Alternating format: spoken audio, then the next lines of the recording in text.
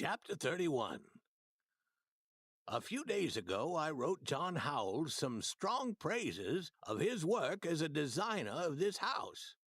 I remembered John as a little child, and it seems strange and impossible that I have lived and lived and lived and gone on continuously living until at last that child chasing along in my wake has built a house for me and put a roof over my head. I can't realize that this is that child. Speaking of youth, I am reminded that with some frequency people say to me, "You wouldn't look so young if you had the bald head proper to your time of life. How do you preserve that crop of hair?"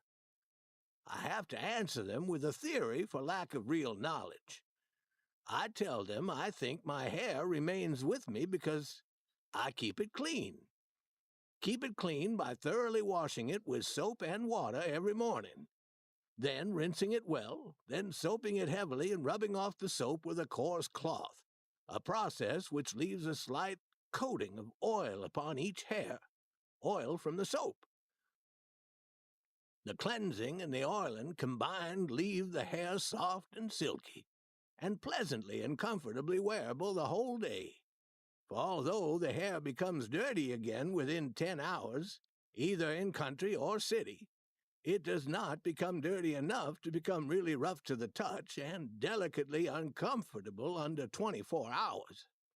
Yet it does become dirty enough in 24 hours to make the water cloudy when I wash it. Now we arrive at a curious thing. The answer to my explanation always brings forth the same old, unvarying, and foolish remark, to wit, water ruins the hair because it causes the roots to become rotten.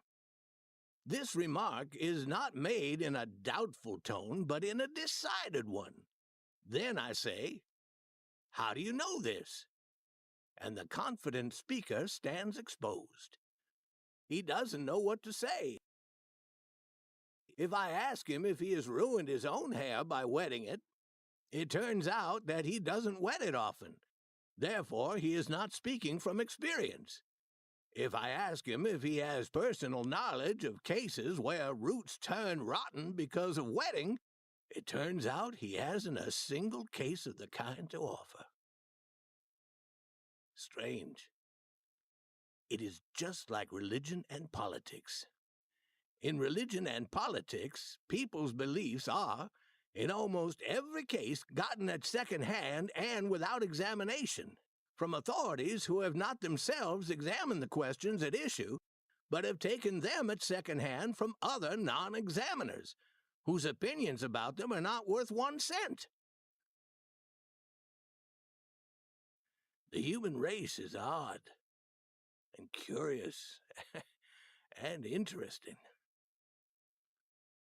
It is constantly washing its face, its eyes, its ears, its nose, its teeth, its mouth, its feet and legs, and it is thoroughly convinced that cleanliness is next to godliness, and that water is the noblest and surest of all preservers of health, and wholly undangerous, except in just one case. You mustn't apply it to your hair. The more one examines this matter, the more curious it becomes. Every man wets and soaps his hands before he goes to dinner. He washes them before supper, he washes them before breakfast, he washes them before lunch, and he knows not by guesswork but by experience that in all these cases his hands are dirty and need the washing when he applies it. Does he suppose that his bare and unprotected hair, exposed exactly as his hands are exposed, is not gathering dirt all the time? I am considered peculiar because I wear white clothes both winter and summer.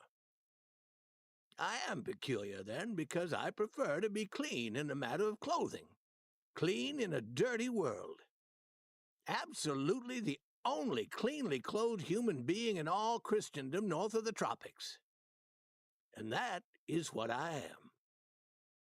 All clothing gets dirty in a single day, as dirty as one's hands would get in that length of time if one washed them only once, a neglect which any lady or gentleman would scorn to be guilty of. All the Christian world wears dark-colored clothes. After the first day's wear, they are dirty, and they continue to get dirtier and dirtier day after day and week after week to the end of their service. Men look fine in their black dress clothes at a fancy dinner, but often those dress suits are rather real estate than personal property. They carry so much soil that you could plant seeds in them and raise a crop.